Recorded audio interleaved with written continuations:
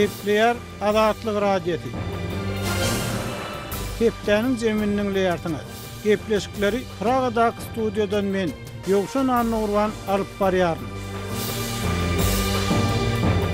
Hormatly dinleýijiler, bu hepde Azatlygyň web saýtyna iň köp okulanylaryň başyny Türkmenistanyň günwataryna ýer titreme boldy diýen atlan çap edilen habar çekýär. Türkmenistanyň Covid keseline garşy Hytaý vaksinasy muğd edilýär. Sputnik adly Rus vaksinasyny satyn alyp bolýar. Türkmenistan azy önümleri esli gymmatlady. Çörek gat ilaty azy we ýakymsyz isli un satylýar.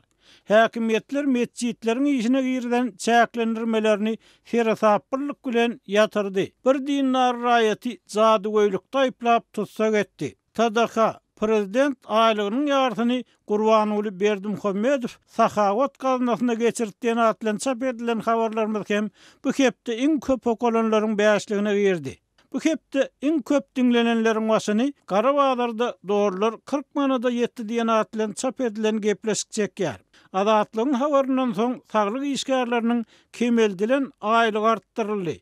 Velosiped meşhurluğu miýada halkyň hasabyna oýnalýan gymmat oýun Farabda we Çärjewde bir ay bäri paýoguny berilmeýär. Aşgabatda bahalar göterildi. Türkmenistanyň Covid keseline garşy Hytaý vaksinasy muğd edilýär. Sputnik adly Rus vaksinasyny satyn alyp bolýar diýen atlan çap edilen gepleşikler hem bu hepde köp dinlendi. Reşit Meredow Covid-19'a garşy göreş ýardamy üçin Orsiýete minnetdarlyk bildirdi. Türkmenistanyň prezidenti ýurdun esasy kanun çykarjy organyna wekilçilik edýär. Navalny tutsaklygy hak etdimi? Türkmen görnüşleri 14-nji hepde adly fotosergimiz we videolarymyz köp görüldi.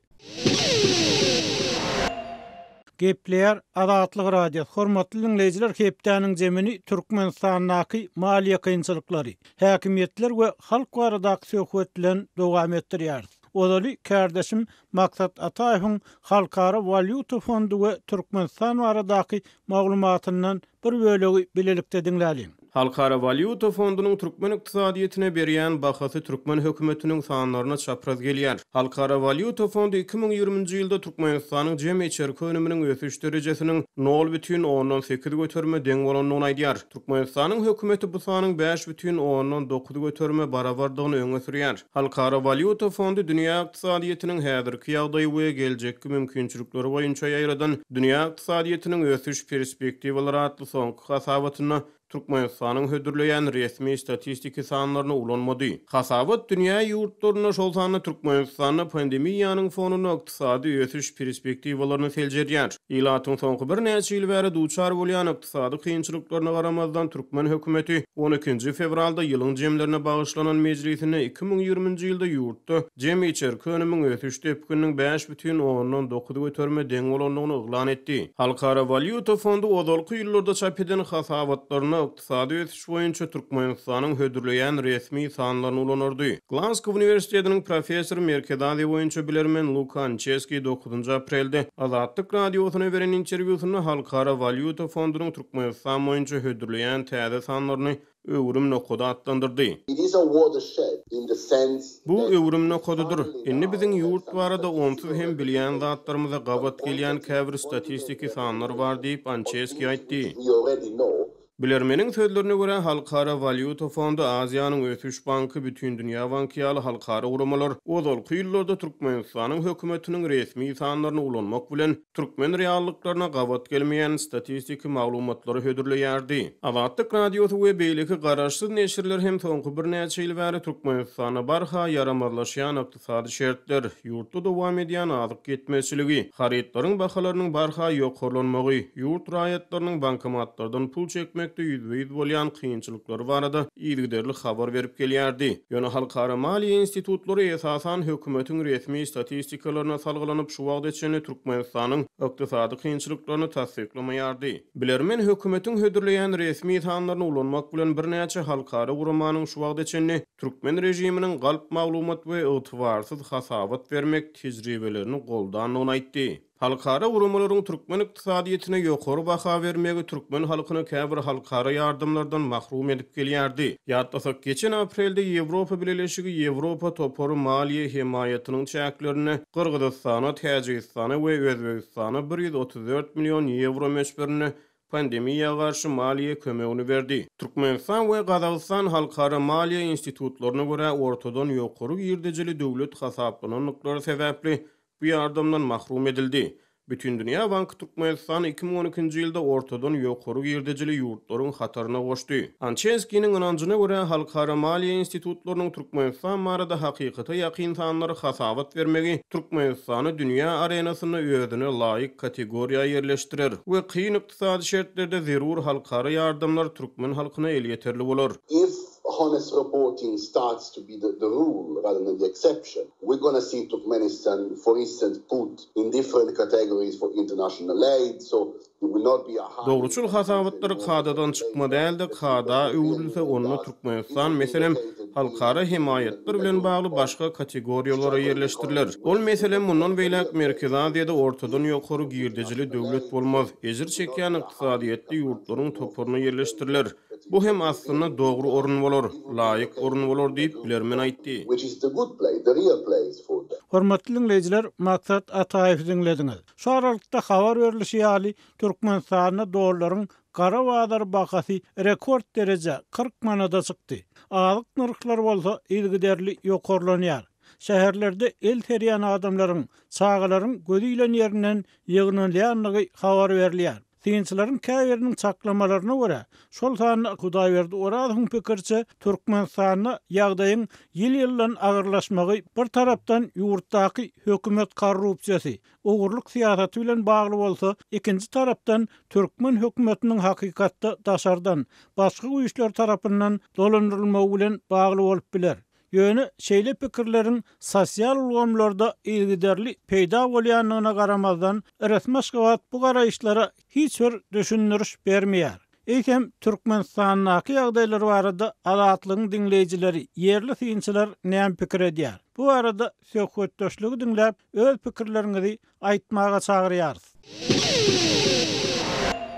Hudaýberdagy öz pikirleriňizi paýlaşsaňyz dogrudanam Halkara Valyuta Fondunyň bugünkü gününe Türkmenistanyň resmi sanlaryna bil baglamazlygy ýa ananmazlygy ýa başga sanlary yglan etmek näme bilen bagly bolup biler siziň pikiriňizçe? Yani birinciden şu aytmalısı, men nämeseden 10 ýyl toğra o işleştim de Halkara Valyuta Fondu bilen. Şoň üçin şu aýdylajak da eger haýsy bir ýurt, haýsy bir dowlutnyň şu öz ýurtuna peýda getirjek bolsa, bir durluk getirjek bolsa da maliýe sistemasynda ol şu ýerde şu gowmasylyk o kömek Halkara Valyuta Fondunyň dowludyny balylar. Ýöne käbir adamlar her hili onuň diýen ýöne onu fikrimçe şu duydum da şördün bu maslahat koymak ayran poliyada şördün. O birinciden de, ikinciden olsa köp yıllar yani birinci devam etmeliye de Türkmenistan'da. Şunda halkara kurumlar şu azatlıkta da aydınlıkta bir neçe edecek. Şimdi mutludur ya da şu yani. Aydınlık şu sorunlar aydınlık kabul eden oluyor da. Yönü benim fikrimçe şu an yani hasım ağırlaştı. Hazırki yadıydı. İndirmen şu siyaseti devam edebilecekler diyelim buraya mukadderinde. Şu yani Halkara Valyuta Fondu. Yine bir misal getirirdi. Her hili bir ekspertler bir yerde aygıyaktır. Aynı Türkmenistan'da hem şimdi gençlik seviyeliğine gazında has meseldi öyle böyledir. Yöne hazırki yadıydı şu dışında misalsın gazında ikisi doğru kaldı da. İkisi doğru var. Hani yöne Türkmenistan'ın yadı, Türkmenistan halkının yadı bulmuştu mu? Yok. Yadı elbette şey yapın. Şoň üçin ben fikrimçe indi şöyle yaşanabilecekler diyen duydusu mu kaldı Türkmenistan hükümetine? Onu sizin fikiriňizçe mundan Halkara Valyuta Fondu ýa Türkmenistanyň berýän sanlaryna gatyr ananmazda egleşik edip gelipdir. Ýagny ýüzüne gelmändir. Oň bilen bir gurlaşjak, düşünşjak bolupdyr. Emma häzirki ýagdaý bir egleşige indi ýol goýmaýar sizin fikiriňizçe. Şondan soň Halkara Valyuta Fondu şuňky berk pozisiýasyna gelipdir da, ýagny öz awraýyny halas etmek uğruna hereket edip başlapdyr, şeýlemi? Owa. Inni bir Türkmenistan'a doğrudan maliye ýagdaýynyň kynlaşýany, manadyň ýagdaýynyň barha agyrlaşýany görünýär. Bir dolarlaryň garby adar bahasy Türkmenistana rekord derejäge ýetdi. 40 manatdan gurrun edilýär. Inni siziň pikiriňizçe bu birden häzirki wagtda birden soňky döwürde dolarlaryň şeýle keskin ýokarlanyp başlamagy nämenin alamaty? Xitay bilen ýa-ni o şeýtan koşup 7-8 milyar dolar ýa. Mira diýär şu pullarda. Nerede? O hiç şeyi yani malumatım yok. O hiç şeyin yani cevaplarım yok. Hiç kalkıp düşündürüşüm yok. Niyeten yani niye hem ki söylüyor. O zaten hiç yeri görünen yeri yok da. Edenetlik o. Halka karşı siyaset. Inni siz Hudaýberdi şu halka garşy siýasat diýeniz. Bu halka garşy siýasat bolsa bir häkimetleriň özlerine hem garşy siýasat bolup çykýar. Eýsem häkimetler näme üçin özlerine garşy siýasat alyp barsynlar? Olary näkiler durnukgulluk, näkiler derejede awdançylyk, näkiler derejede halky razy etmek gerekkämi diýipden olar şu barada pikir etmeýärlermi? Görýärmi? Näme diýýär da? Her bir mysal üçin alyp bolsak da Sovet Respublikalary her bir döwletlerde şurada her kim ýerde bar. Mysal üçin Orşetde, dünýäçiler şu onu biraz şu çeklen var yaşaran var onların da bir topar kemçilik var bir topar yönü sonunda da halkın onu kovulacak oluyor da yönü mesela şu Türkmenistan nerede Türkmenistan Koplenç doğusuna çıksa da şundan doğrucu edilen yerde de o cinayet rapor tarafından iş olursa da yurdum içinde ama Türkmenistan'ın yerinde yer oluyor da Türkmenistan nerede yine de bir objektif sebep şu Amerika'da Azya yurtunda belki futbol yani şu sebep olanlar müzakere şu Rumeli'de çok şey ya da olmasa şu yani Kaddafi'nin bulunca çok yerde bulmadı hiçbir yurtunda da çok için onun gözü yok onlar düşünen yok şunlar ya da sen bulamın mümkünçülüğünü inni öňkü ýyllarda käbir ýokary derejeli resmiler tarapyndan käbir finansyklaryň edilenligi belli bolsa da halk tarapyndan bir görünüp duran nägilelik görünmedi şu 95-nji ýyldan soň. Emma soňky ýyllarda halk wekilleriniň daşary ýurtlara çykan aktivistleriň ýa-da häkimet migrantlarynyň hatda ýurt içindäki adamlaryň hem şu videolar iýerip ýa-da pikirlerini aýdyp şu hökümetden nägileligini açyk aýdyp başlanyny görünýär. Indi bu ýagdaýlar hem Türkmen hökümetiniň alyp barýan siýasatyna täsir etmeýärmi siziň pikiriňizçe ýa-da täsir etmezmi? Geljekde nähili bolar, mundan eýlek nähili bolar Türkmenistanlaryň durmuşy, ykdysady ýagdaýlary? Elinde hakikatten halk öz hukuku için görüş başlasa, talep başlasa hakikatten de onda o hazır halk ayında uğurlu etmesini buyuruyor da esasın iştiliğe de ömürleri yakın üstü dolmak deyip de böyle men kurumçada her bir bizim şu bir maksatlanmamızın bir belirler de anık. Mesela idiliye de yakın doğru yerde de şimdi ondan şu bir Muhammed'in bitsin deyip de niye zulmüstüler ne böyle ara kafa olmaya da onun için şöyle düşünmez de yurdu yazıyla ama şunu şöyle o halk ne bitmeli hep mi düşünmeli ama onlar da yurdun içinde halkın önüne çıkıyor. Esas maksatçı olmalı. Elbette şu bolsa ana sonunda Onda siziň pikiriňizçe şu Türkmen häkimetleri halkda umumyň jemgyýetçilikde bir ulguranmaçylykly garşylygyň ýokdugyny, oňur programmasynyň, düýpli programmasynyň ýokdugyny görüp, görkezleýän bildirilýän nägileklere känur üns bermeýär, ýagny olardan bir çekinmeýär. Şoň üçin hem bu ýagdaý dowam eder diýmek bolýaňyz, şeýlemi? O birinizden çok küddüden ama şu Zaşınay böyle işlerdeyiz da onda bir da olacak yok yani yok şey yapacak oluyor da o kıyımızda masada şimdi olsun o şunun için o birinizler arkaya yatırımlar kırıcı da ikincilerin doğduğunu Türkmenistan'da taraftan hakikaten bulunduğun düşünüp siyaset yok da. Onda siziň pikiriňizçe bir tarapdan şu nägileliklerden gorku wa häkimetlerde, ikinji tarapdan hem olary basyp ýatyp bolar diýip pikir edýär. Üçüncü tarapdan bolsa hökümetde bir belli bir siýasat ýok, ykdysady siýasat ýok. Şeýle diýmek bolýarmy? Onun da siyaset var. Onun siyasetçi olmamak. O siyaset ol siyasi.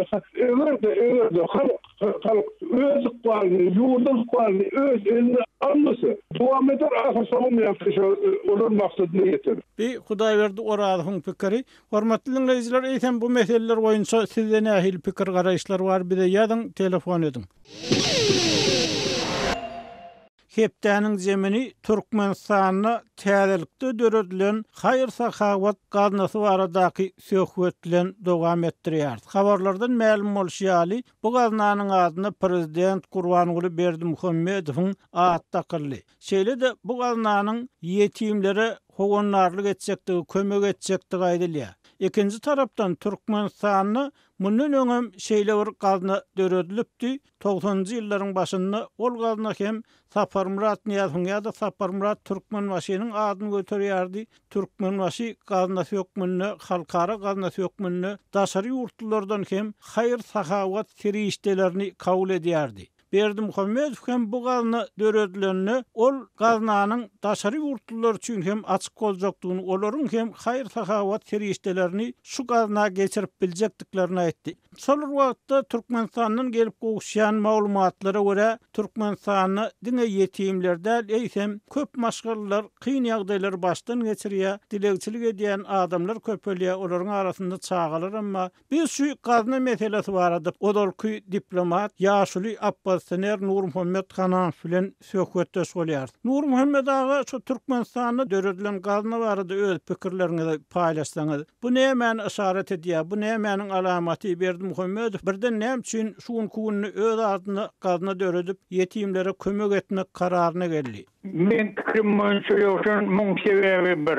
Bilýärmi, Berdimuhammedow häzir her zadetýä özüni Niýazowdan ýokary görkezjek bolýar. Başgaçylyk bu. Öňdene adyna maýdy üýtüdiler, şondyň adyna üýtüdiler, portretler aýrybiler, heykeller aýrybiler, bir topur köçeleri, o şäherleri ady dahyl ona aýrybiler. Ýöne her zadetde etse de birinji prezident Türkmenistanyna bolup bilmez. Şoň üçin birinjilik Niýazowyň adyna galar bolaram. Elbetde bolsun ýaman bolsun gep onda däl, ýöne hakykatdan taryhda birinji bolup şogalar. Ýöne Berdimuhammedow ferzat edip şo özüni ondan ýokary görkezjek bolup, oň adyny ýitirjek bolup etýän hereketleri. Ýöne men pikirim boýunça bular ýa fond pulunu Niýazowyň matyda kylmalylar, Berdimuhammedowyň matyda kylmalylar. Ýöne çağlar fondu diýip ýetimden diýmeler, o da kemsetýär çağany. Çağlar fondu diýip ol ýetim çağlar bolsun, başgalada ağır keselli çağı bolýar. Olunga maşgalany haryjaty pulyny bir kömek edilýär, ne şolary kömek etmek üçin. Şo fonddan kömek etmeli. Ne şolary fond döredilse, ol gaýtap haýsy prezident olaýsyn, birinji bolsun, beşinji bolsun, prezidentin fondu bolsun, iň bolmanyna ýöne çağlar fondu diýmeden prezidentin fondu diýär. Şondan ha prezidentin awry bolar. Indi Nurmuhammed aga, eger öňkü gazna, öňkü fonda dolanyp gelsek, Saparmurat Türkmenwaşy fonduna ýa-da gaznasyna dolanyp gelsek, bu fond ýurtda häkimiýet çalşandan soň Berdimuhammedow tarapyndan ýapyldy. Ikinji tarapdan bu fondyň, bu gaznanyň serişdeleri hakynda da maglumat bermedi. Eger ýadyňyzda bolsa, Niýazow öz çykyşlaryny daşary ýurtlardan bu fonda köp derejede milyonlap dollaryň geçirilýändigini, berilýändigini özüne gelip duranyny aýdardy. Hemem özüni wasp edýän aýdymçylara, çağalara, ansambullara $5.000, $3.000, $10.000 pul peşkeş bererdi. Eýsem o fonda näme boldy? O fond bilen barlykda size nähil maglumat var? O fondyň serişdelerine näme boldy? Ýa-da Berdimuhammedow onu näme üçin ýapdy? Ne görýäňmi? Şo fondy ýapmak şo urýanlyş. Näme üçin şo ýetim çağlary ýa-da şolary bir kömege ihtiýaçy bar çağlary şo fonddan kömek edip durkaşyny kesmeli. Bağışlan Nurmuhammed aga, Saparmurat Niýazowyň adyny götüren fond şeýle kömek edýärmi ýetim çağlara ýa mätäz adamlara şeýle kömek edýärmi? Şeýle maglumat barmy size? Ýetim çağlar etýän barada bardy. Ýörüýten ha ýetim çağlaryň daýy bardy. Naşo ýerde fond kömek edýär diýip habar bardy. Ýöne hem ihtiýaç kömek edýär çağlara kömek edilýär diýip ýa hiç habar gelmedi hiç ýerden. Şoň üçin ýöne goýdyňy şol ýetim çağlaryň jaýyna yerleşen çağları ya şu yetim çağlar üyüne kömek edilen olsa o da vurulup iyiydi. Yönü yankaycımyalı. Şunu yapmak o yanlış.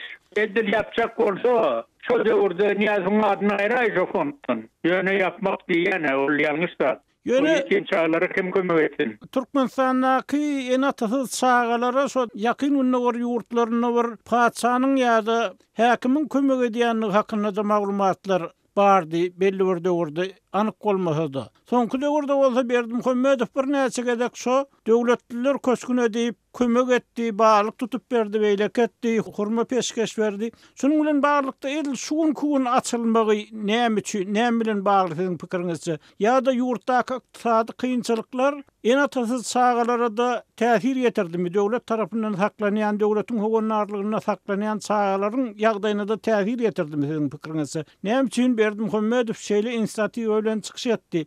Näme üçin öýle görerli gorkalyp şol fonda şol gazna pul geçirmeligini aşarat etdi? Yok şon biz eğer himmemiz bu bilye sahri Türkmenistan'ın umumi mali ýagdaýy, finans ýagdaýynyň agyrdygyny. Ol şoň üçin bir agyr ýagdaý hokman hemme döwlet tarapyndan hüküm edilen idaralar bolsun, çağlar bağı bolsun, hokman ziýany ýetäýmeli. Şoň üçin umumi şo ýagdaýy görüp şonu ýaly fondlar bir kömek edýän o da bir näme de bolsa Berdimuhammedow bir topar kemçiligi bolsa da şo bir palajitil tarapy diýip pikretýän. Ýöne bu döwletlerini bilen o fondda näçe fonda bir pul geçiriljek. Ýöne bir topar büdjet edaralarynyň işleýän adamlarym geçirmeli görkezme berilipdir. Ýöne şolardan gelýän de umumy miqdary näçe? Çağlar o yetecek mi, yetmeyecek mi? Hakikaten çağlar kömek edilecek mi? Bu da bir belli zat değil. Yani şimdi bu hem zat bir umumi o zatlar dövdüliyede sonu yok. Bunun sonu bolmalığı mümkün. Şoň üçin plan zat ýerleşmeli.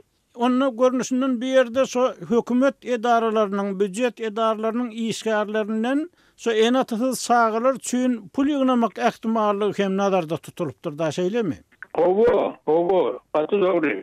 Şoň üçin bir edek ýygnanan ölen soňdogamy bolmaly.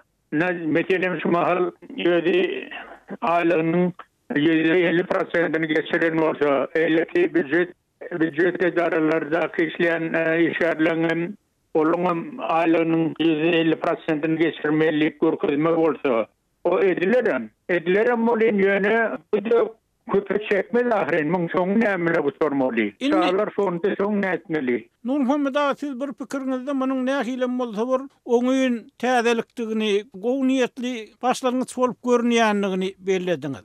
Türkmenistanda bilşimiz ýaly haýır-sahawat meselesi kän bir hökümet gollugyny tapmaýan ýaly. Mysal üçin, şo sewitlerde bolan tebii hadiseler wagtynda olara kömek etmek isleýän adamlaryň, şo ejir çekenlere kömek etmek isleýän adamlaryň, olara pul ýygnan adamlaryň öňüniň baglananyny hakynda habar çykdy.